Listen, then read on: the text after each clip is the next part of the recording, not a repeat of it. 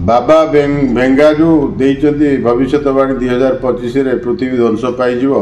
एवं विश्वयुद्ध लागिवो। या परे आमे जदि देखिबा जो चली 2 वर्ष 3 वर्ष है यूक्रेन युद्ध कहतु रूस और यूक्रेन जो युद्ध आज सरीनी आपणकर विभिन्न जगार विश्वर विभिन्न प्रांत चली चाइना को केतला अणा जाउची पाकिस्तान उपर केतला आक्रमण है इस्राएल युद्ध रे संपृक्त रोची ये सब जो चली या परे बाबा बेंगांकर जो भविष्यवाणी या मिछ भी न हो पारे। या देखंतु केतबेले अमेरिका क्या सपोर्ट कर रूस क्या सपोर्ट कर विश्वर 2 शक्तिशाली राष्ट्र होउछन अमेरिका और रूस। केतबेले साउथ कोरिया क्या सपोर्ट कलानी केतबेले नॉर्थ कोरिया क्या सपोर्ट कलानी केतबेले आपणकर डामास्कस कथा कहतु यही सब जो चली विश्वर ध्वंस हवाटा निश्चय जदि आपणकर देखिए परमाणु युद्ध हो गला न्यूक्लियर युद्ध हो गला ताले केते समय लगे तेणु अनिश्चित भितर आम चलीचु। ये ज्योतिर्विद मैंने अतिरंजित कर कहते किंतु आम साइंटिफिक रीजन जदि देखा आम जदि वास्तवता को ता भितर आम अनुध्यान करवा निश्चित भाव में यह पृथ्वीवासी दारुण परिस्थिति सृष्टि करिवो। केते जे लोक ये विभीषिकार शिकार हेबे केते जे जीवजंतु आ द्वारा अफेक्टेड हेबे केते जे जनजीवन नष्ट हो केते जे आपणकर धन संपत्ति नष्ट हो गोटे गोटे देशर आर्थिक मानदंड आ द्वारा दोहली पड़ुछि गोटे गोटे देशर विभिन्न शिल्प संस्था चुरमार हो जाउछंती। यूक्रेन जो छोटिया राष्ट्रटी हेले तार जो आज हेइछि अवस्था ताकू सुधरिया पुणी लगी 50 वर्ष लगी ध्वंस करने समय लगुच परमाणु बोमा न्यूक्लियर बम जदि आपणकर पकईदेले ताले बेसी समय लगभग आखि पिचुड़ा के जापान हिरोशिमा नागासाकी भाई अवस्था आज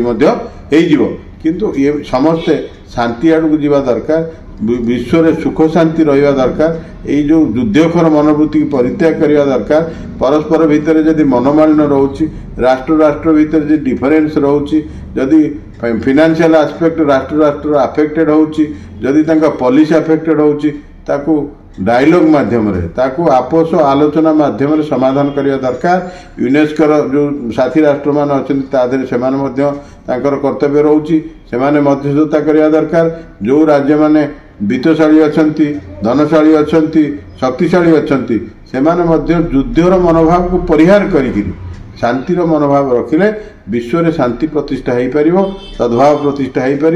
जदि परस्पर टकरा टकरी एम हे परस्पर भितर खाली बम फपड़ा फपड़ी हे अस्त्र विनिमय हम जदि युद्धर विभीषिका चलो ताले कहार ता द्वारा कई सफल हे ना कहार लाभ हम ना। जदि बड़ुआ लोकटे 4टा चापुड़ा मारुची साधारण लोकटा 2टा गोईठा मारदे पार। तेणु यही सब मनोभाव परिहार करी जदि आमे सुख शांति आड़ को जीवा जदि आमर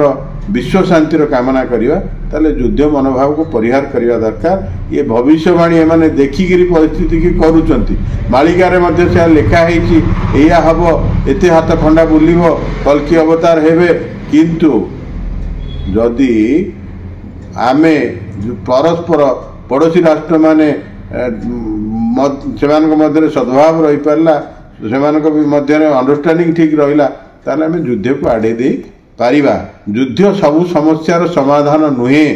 जदि युद्ध भली परिस्थिति उपजी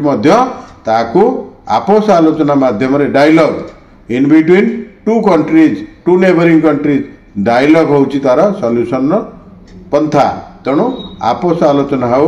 आलोचना माध्यम समाधान करा जाऊ नहले त्रिराष्ट्रीय मित्रता मध्य निया जाऊ तृतीय लोक मध्य आसिकी रहीकिरी से कौन कर 2टा राष्ट्र को बुझेवा दरकार सही पार सब डिप्लोमेटिक वे में करहब। तेणु एमाने आमे ये नुआ वर्षटा से युद्ध विभीषिका को न जाई ये कौन करूँ लोक मान सुख स्वच्छंद आनीदे लोक मान भविष्य उज्जवल हो लोक मैंने भलरे रहतु यही आम कामना करवा।